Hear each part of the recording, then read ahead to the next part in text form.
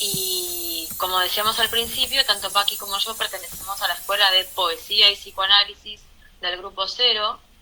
Ambas, además de formarnos como psicoanalistas, nos formamos como poetas, asistimos a los talleres que brinda el grupo, la escuela, que los invitamos a meterse en la página de la escuela y a ver, porque hay diversos horarios, diferentes coordinadores, se pueden hacer de manera online, de manera presencial, y está la escuela abierta para todos aquellos a quienes les interese también embarcarse en este camino, que es un camino maravilloso, ¿no? Donde uno va creciendo, va aprendiendo, y donde creo que hay una cosa muy diferente a otras escuelas de escritura, y es que no se necesita ningún conocimiento previo para poder acceder a estos talleres, ¿no? También se puede ver en el perfil de Carmen Salamanca, ¿no? Que ha hecho algunos videos muy cortitos sobre precisamente lo que son los talleres de escritura, cuál es la concepción de la lectura, ¿no? De cómo uno va formándose y, y eso, ¿no? Es un poco lo que venimos a hablar hoy, que al final todos podemos escribir, ¿no? Porque se trata de un trabajo, básicamente, de dedicación, de un deseo, ¿no? Que tenga que ver con el deseo, eso de sentarse a escribir, de lo importante que es leer, ¿no? Que para poder escribir hay que leer. Y bueno, todo este camino que tiene que ver con incorporar, ¿no?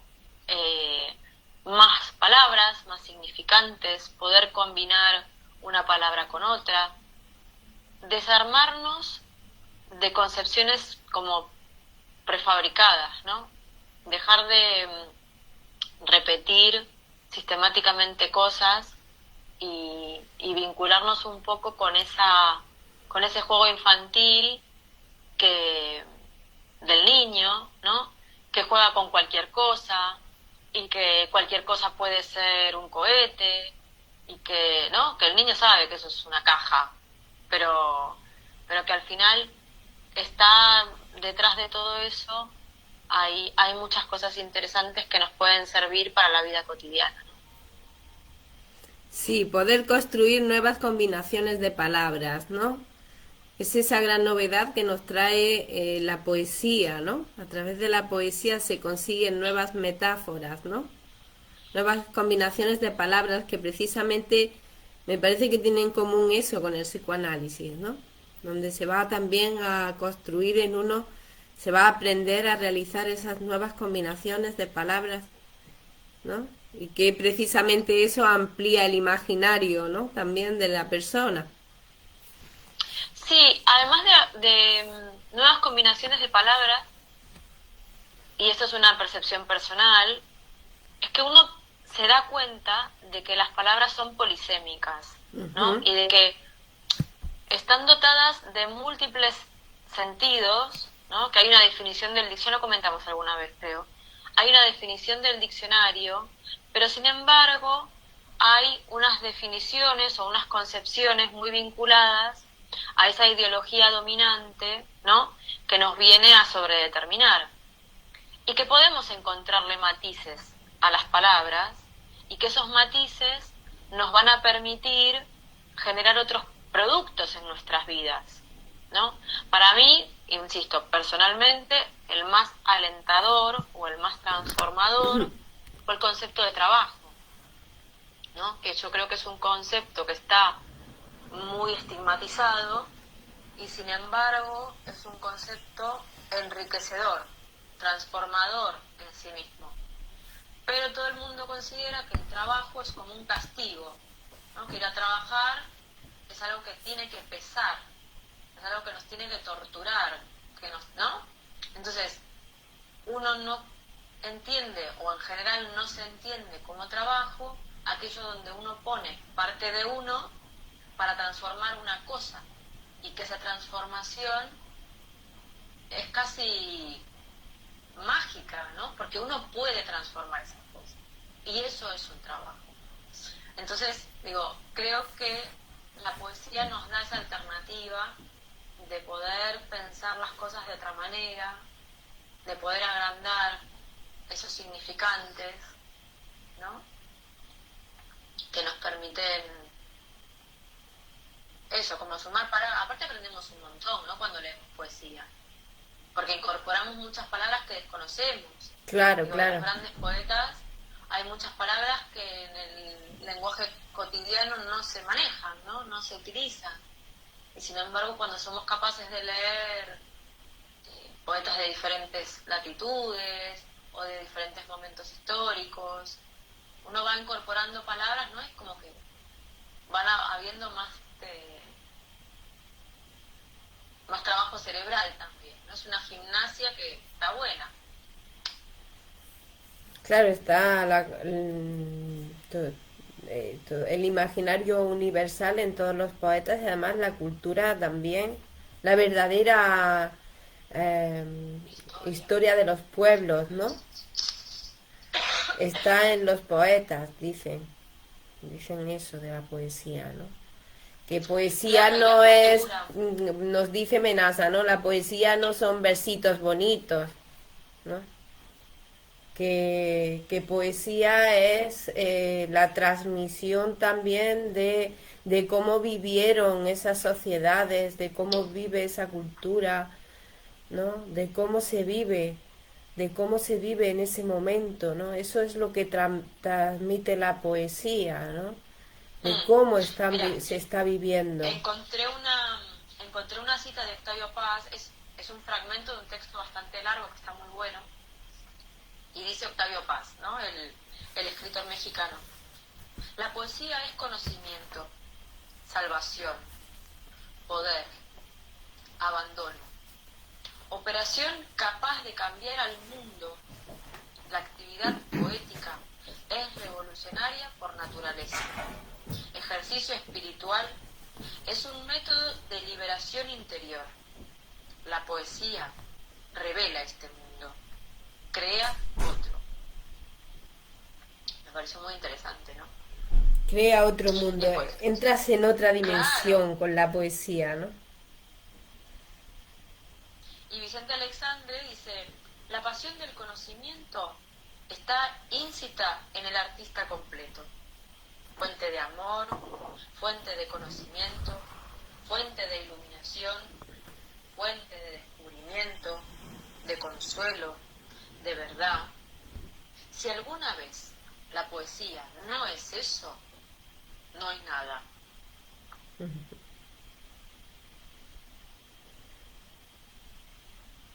Te dejan ahí pensando. Sí. Claro, porque también cuando uno, eso también, ¿no? Lo dice mucho Menaza, cuando uno lee, ¿no? Se apropia del poema. Y lo que el poeta escribió, ¿no? Es algo diferente de lo que lee uno. Digo, ahora vamos a leer algunas cosas, ¿no? Cuando lea Paqui, para Paqui va a ser una cosa, o va a tocar unas fibras, ¿no? De Paqui, va a tocar otras de mí, a ella la conmoverá más, a mí me conmoverá menos. Esos poemas también nos hablan de alguna cosa que tiene que ver con nosotros, Con con lo nuestra humano. historia, con nuestro contexto, con lo humano, claro. Entonces nos remiten a cosas. Eso es lo interesante también de la poesía, de la literatura, que hay que pensarlo también desde el psicoanálisis, ¿no? Y es lo que la escuela propugna, ¿no? Esto de la escucha poética y la interpretación psicoanalítica, ¿no? Porque al final se trata un poco de eso. Claro, la escucha poética de que cualquier palabra puede ir unida a cualquier palabra y el psicoanalista eso tiene que haberlo adquirido en su escucha, tener, ¿no? De que cualquier palabra puede ir combinada con cualquier palabra, es decir, Claro, por eso es interesante siempre entender que lo de la asociación libre tiene ese sentido, ¿no? Que no tiene que tener una un devenir lógico, que no es necesario, ¿no? Y lo pensaba también con la escucha poética y lo que reflexiona Freud acerca de lo importante que es que el analista sea un analista culto, ¿no? Una persona que haya leído, que sepa de historia, que sepa de diferentes cosas, porque además en el paciente como paciente aparecen todas estas cuestiones claro, universales. claro. Entonces es importante que el analista pueda pensar desde ese lugar estas cuestiones inconscientes, ¿no? Lo importante que es la formación desde ese lugar y la cultura del analista, como ir nutriéndose de muchas cosas. Voy a coger un vasito de agua. Sí, claro. No, y se me ocurría también que el hecho de cualquier palabra puede ir unida a cualquier palabra, con respecto también al psicoanálisis y a la formación del psicoanalista y la cultura del psicoanalista, me parece que tiene también que ver con no tener ningún pensamiento, nos viene a decir eso también, no tener ningún pensamiento eh, anterior, ¿no? De cómo va a ser ya preestablecido, de cómo es ese paciente, de qué está diciendo, de qué, es decir, puede ser cualquier cosa y lo que va a ser está aún por construir, ¿no? En eso de que, Es claro, interesante eso que decís. claro, es una nueva construcción. Entonces, claro, tienes que, el psicoanalista ha de estar abierto en ese sentido también, porque es la única opción, la única posibilidad que existe de que el paciente también pueda permitírselo, el unir cualquier palabra con cualquier palabra para así realizar una nueva, que surja, ¿no? Ahí, en esa relación, en ese psicoanalizando, una nueva frase, ¿no? Nuevas palabras, nuevas combinaciones de palabras que irán diciéndose otra cosa, entre ellas de lo que anteriormente se decía. Y es ahí donde se va a producir esa novedad. Claro, está buenísimo lo que decís, porque hoy leía en Instagram, ¿no? un post de otro psicoanalista que no es de la escuela ni nada, pero que me parecía interesante y hablaba sobre el diagnóstico, ¿no? Y que ella decía que no era prodiagnóstico, sino que el diagnóstico se va construyendo y que precisamente el diagnóstico encasilla, ¿no? Y que no permite ese crecimiento del paciente, esa transformación, que muchas veces el paciente lo necesita para tapar esa angustia, ¿no? Para saber qué le pasa, pero que, bueno, ella es partidaria de ir tejiendo, trabajando junto con el paciente para ir transformando esto. Y se me ocurrió a partir de lo que acabas de decir, porque en realidad, claro, si el psicoanalista no tiene esta formación poética, ¿no? Esta cultura universal, que también se va construyendo, ¿no? Porque todos somos seres humanos y no podemos todo de golpe. Es como eso, ¿no? O sea, ante una frase o ante una composición sacaríamos una conclusión. Y eso perjudica tanto a quien escucha, ¿no? Como a quien habla. Digo, esa es la importancia fundamental, ¿no? Que uno solo se dedica a escuchar sin sacar conclusiones. Claro. Claro. El psicoanalista, además, hablando del diagnóstico, lo va a realizar una vez que el paciente ya se ha curado de eso. Es decir, claro, cuando se produce esa transformación en la estructura psíquica del paciente, cuando cambia de estructura, cuando cambia de posición psíquica, es cuando se sabe que estaba en aquella, ¿no? Porque hasta entonces no sabemos, no se sabe, hasta que no cambia, no se sabe en cuál está, ¿no? Porque además tampoco es algo, o sea, nadie de nosotros, nadie humano, psíquico, ni social, que ya tenemos que sumar, Claro. Permanece la misma estructura psíquica todo el tiempo, es decir, somos cambiantes, que también ahí tiene que ver con esa nueva combinación de palabras, en el sentido de que cuando llega un paciente a la consulta, aunque sea fulanito de tal, que sea un paciente que lleva asistiendo tiempo a consulta, en realidad el psicoanalista no sabemos quién va a venir, es decir, no debemos tener ninguna idea preconcebida de quién va a venir, de que es fulanito de tal, porque posiblemente ya llegue diferente, llegue cambiado. Entonces, vamos a ver qué combinación de palabras realiza y después se sabrá, que es después cuando sabremos, ¿no? Pensaba ahora otra cosa, que, que claro, esto puede parecer complejo, ¿no? Y muchas veces es difícil, ¿no? Porque se trata también de tolerar la incertidumbre. Lo pensaba con lo del diagnóstico, pero después pensé en la poesía, ¿no? Al final la poesía, como decía lo que te leí de Octavio Paz, es revolucionaria. Y las cosas revolucionarias dan un poco como de temor, ¿no? Porque vienen a cambiar las cosas de sitio, ¿no? Entonces, digo, cuando uno dice que no hay diagnóstico, ¿no? Que uno no es prodiagnóstico porque esto que acabas de explicar, es como, pero tengo que tolerar no saber, ¿no? Tengo que tolerar hacer para saber después. Y con la poesía, lo debes haber notado, no hay mucha gente que dice, no, a mí no me gusta, no la entiendo. Al final no la entiendo porque es como, no, dice cosas pero no la entiendo. Pero claro, no se trata de entender. Claro, es como el psicoanálisis, no se trata de entender, ¿no? Se trata de lo que a uno le pasa con eso, cómo eso lo atraviesa a uno, Claro. ¿no? De poder acoger esa incertidumbre que plantea eso no racional, eso no lineal, eso no esperable, ¿no? Digo, qué loco, porque al final tiene que ver con eso. Porque, bueno, mucha gente se consume más telediario o periódicos que poesía, ¿no? Y al final estamos contra algo, además de, bueno, toda la discusión que puede ir alrededor de eso, ¿no?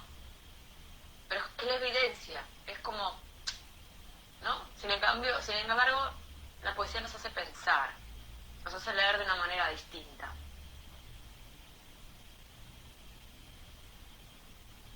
Sí, Y nos cuenta la historia de otra manera. Nos cuenta, claro, la verdadera historia de los pueblos. Nos da cuenta. Porque hay, a través de la poesía se transmite también como, pues esa ideología de los pueblos, ¿no? La real, Claro. la que existía.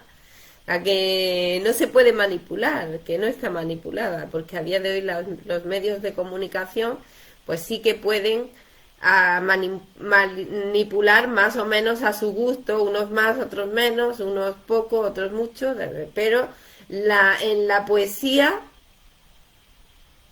se transmite esa esencia.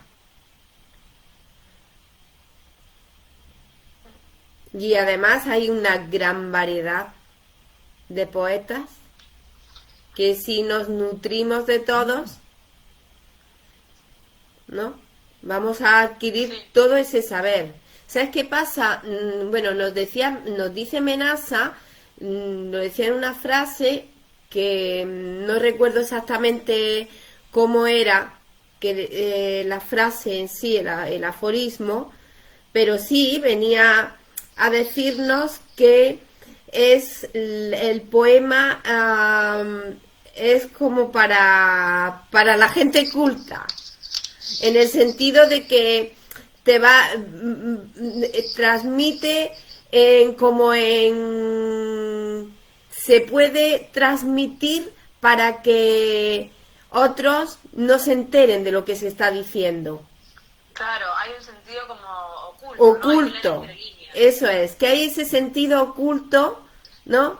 Y que lo van a entender las personas cultas en ese sentido, en el que van a entender la poesía, ¿no? Que se van a detener también a leer, a escuchar, a ver qué me dice el poema, ¿no?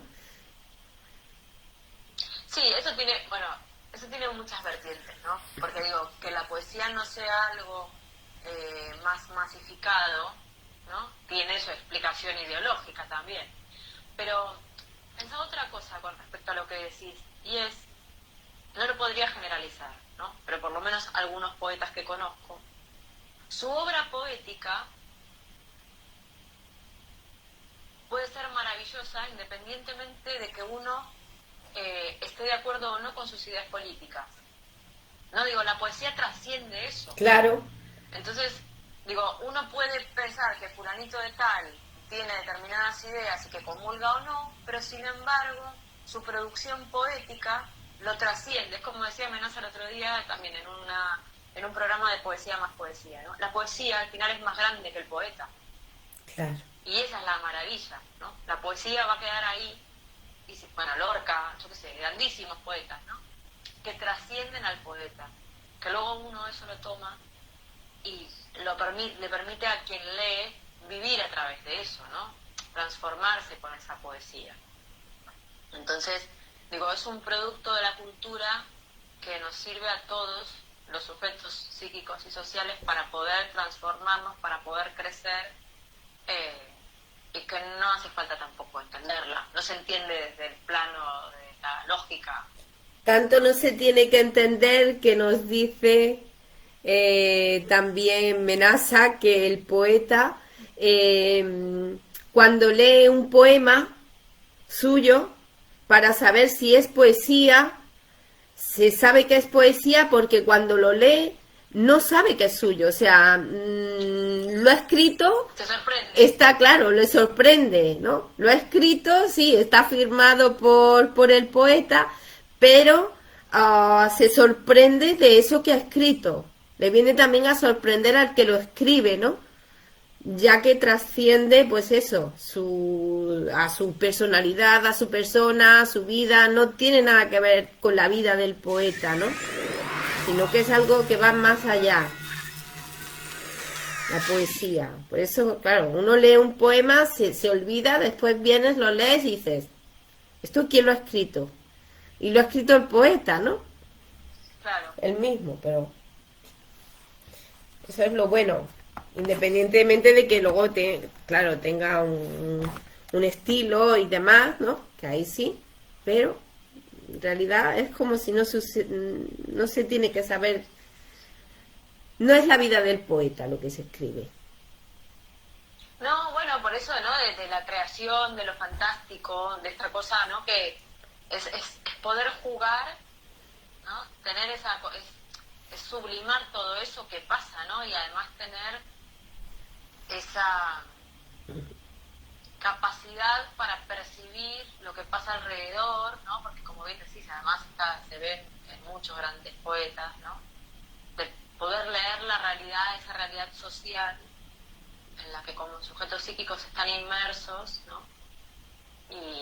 Y poder dejar ahí algo para el mundo, ¿no? También lo que hablábamos en alguna oportunidad, esto de esa deuda simbólica, ¿no? Al final el poeta está permanentemente devolviendo al mundo todo eso que recibió, ¿no? Está devolviendo esa deuda simbólica y lo está poniendo ahí para todos los demás. Es un acto de amor grandísimo que como lectores yo por lo menos agradezco, ¿no? Porque al final hay tanto, ¿no? Hay tanto donde crecer, donde aprender, y donde luego uno como lector también tiene como esa obligación de devolver, ¿no? Porque Claro, después también, es esa cadena. claro, después se siente también uno en deuda, ¿no? Con eso que está leyendo, pero sí, total, el poeta es un gran acto de amor, ¿no? Porque sentarse a escribir, cuando se sienta a escribir está dejando de vivir, ¿no? Claro. Te estás sentando, Suspende por un momento. claro, estás dejando de vivir, estás dejando tu vida aparte. Que por ahí esa sublimación, ¿no? Que realiza el escritor también le conviene de alguna manera, ¿no? Supongo.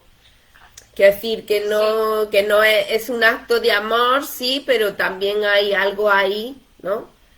Bueno, pero es el deseo, ¿no? Claro. Al final es ese deseo, que si no escribiera sería neurótico, ¿no? Digo, Claro, se está evadiendo de esa es realidad del mejor modo posible, sublimando. es un doble beneficio, es un beneficio personal para su salud mental y es un beneficio para la sociedad.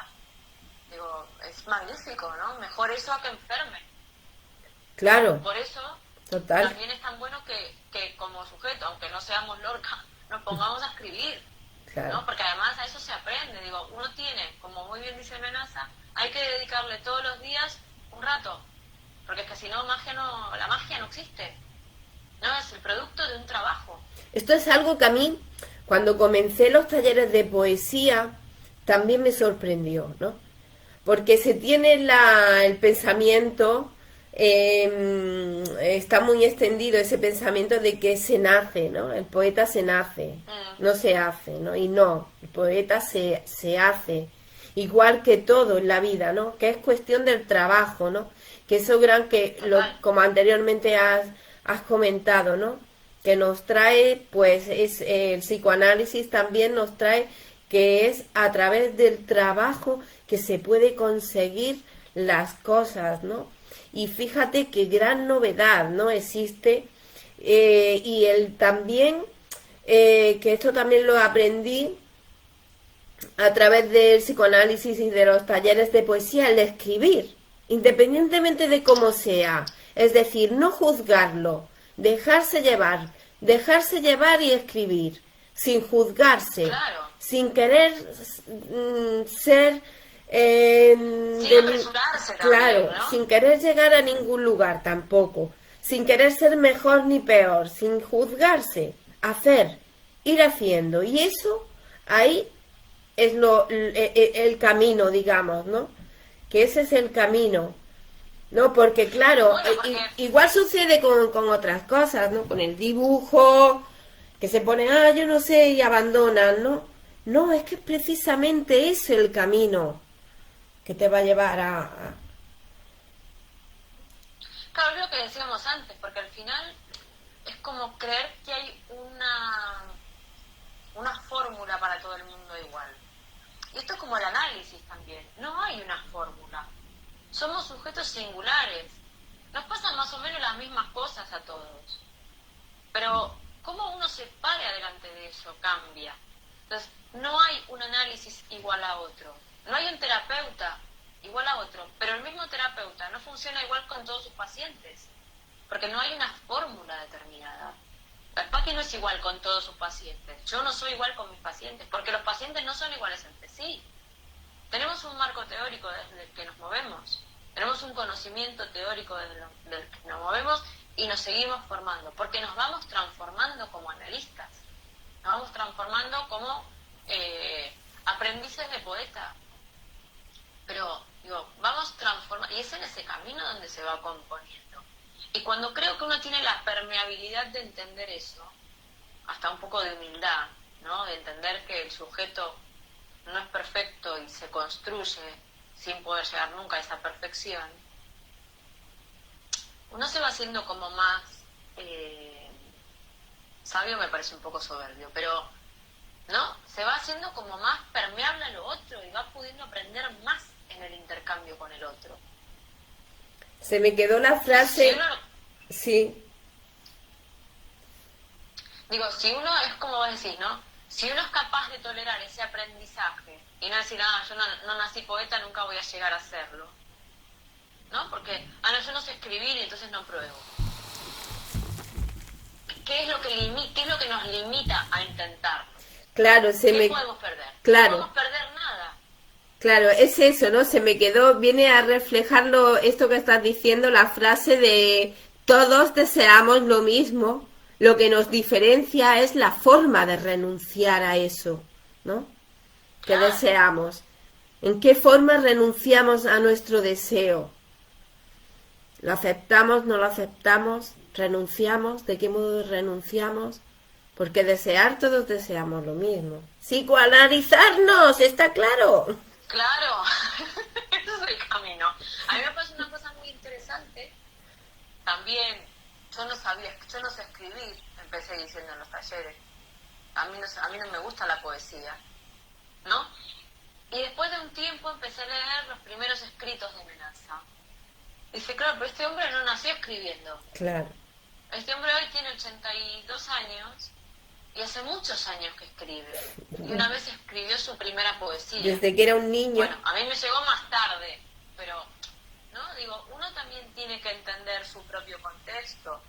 porque está bien tener como referentes, ¿no? Está buenísimo tener referentes, tener esa gente que nos guíe, ¿no? Claro. Pero lo que no podemos hacer con esa gente es que nos nuble, ¿no? Creer que esa gente se erigió de un día para el otro o que nació con toda esa sabiduría. Sí, O esa porque gente también hizo un trabajo. yo creo que también viene eso de la mano del maestro, ¿no? Porque el maestro Sí. en algún lugar tiene también que permitirle crecer ¿no? Permitirle crecer, y eso para ser un buen maestro me parece que también está bien psicoanalizado, ¿no? Porque claro, Sí. cualquiera no puede permitir que un alumno en un momento determinado gane o crezca más que el maestro, ¿no? ¿Quién puede permitir eso, no? Sin embargo, es necesario que en algún momento, para que el alumno crezca, el maestro haga, al menos haga como que sabe menos, ¿no? De lo que sabe, ¿no? Sí. Hoy pasa igual con los niños, ¿no? Cuando les estás aprendiendo, el padre en algún momento tiene que dejarlos ganar, ¿no? Claro. Para que también sienta eso y lo viva, ¿no? Y vea que crece también, ¿no?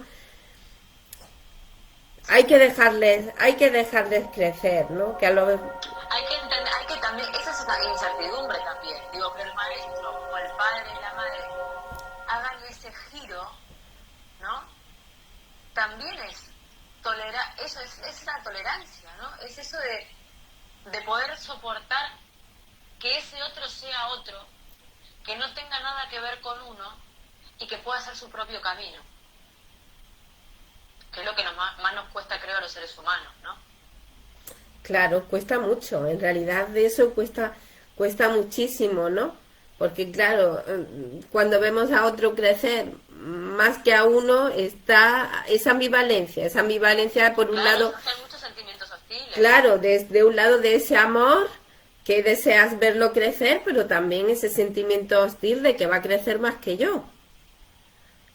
Claro, por eso es lo que decías antes, ¿no? El psicoanálisis. Porque los sentimientos hostiles también son normales.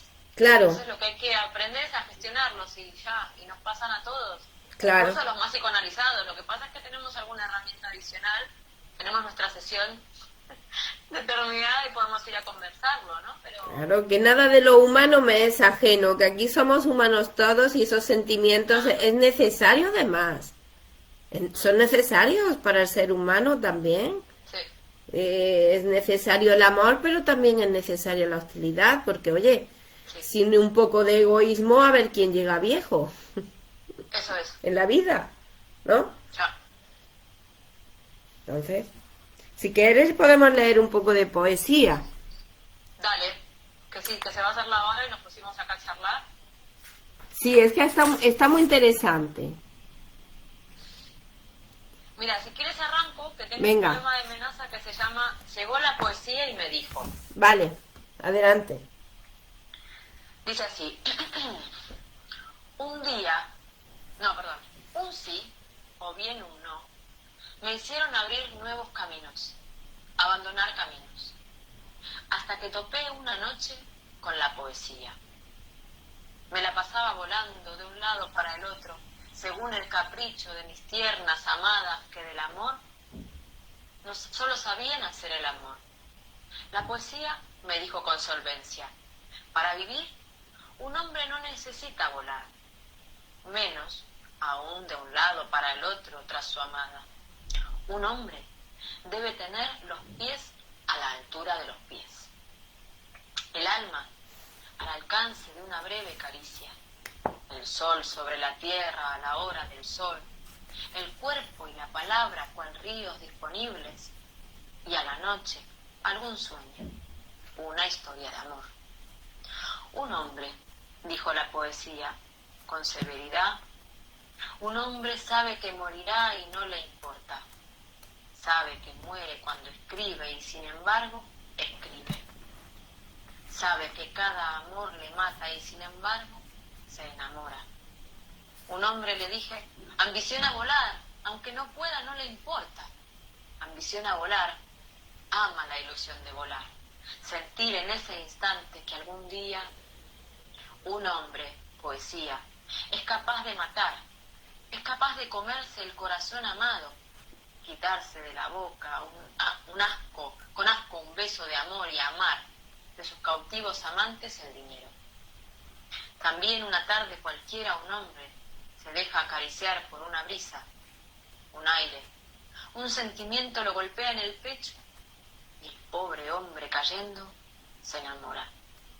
Y hace como si tuviera sangre en las venas y salta y corre y se acaricia con frenesí y quiere entregarse totalmente por amor y ahí viene la policía y lo encarcelan.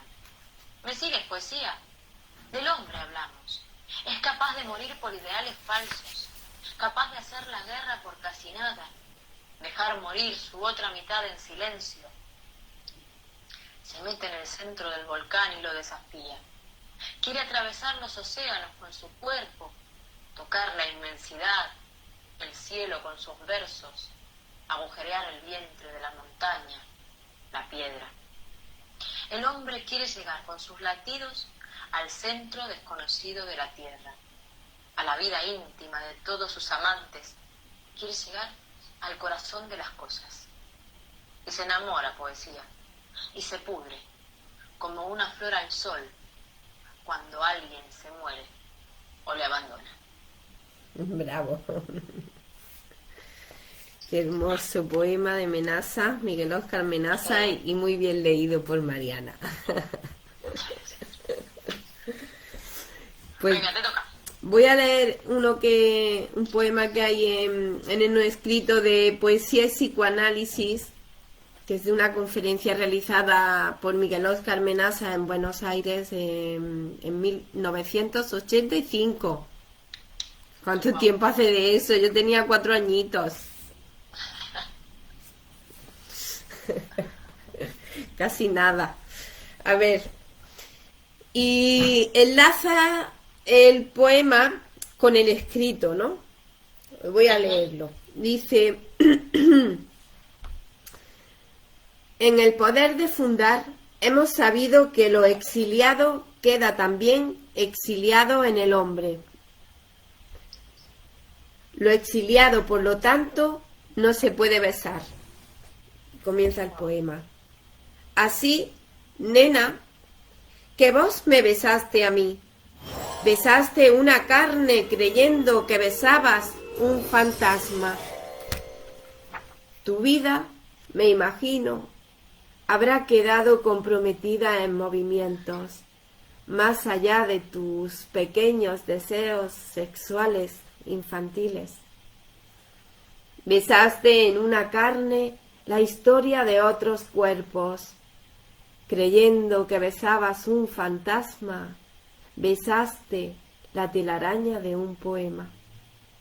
En tu delirio, tocaste la cuerda de algún canto.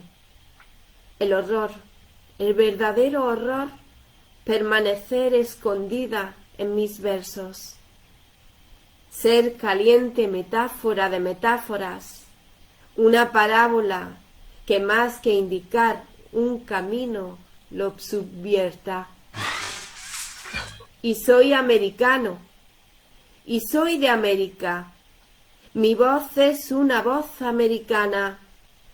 Mis lujurias, mis locas ambiciones de volar son americanas. El tiempo no es el ser, pero el ser no puede ser fuera del tiempo. Y tiempo es una lengua, una escritura. Es que es maravilloso. Maravilloso.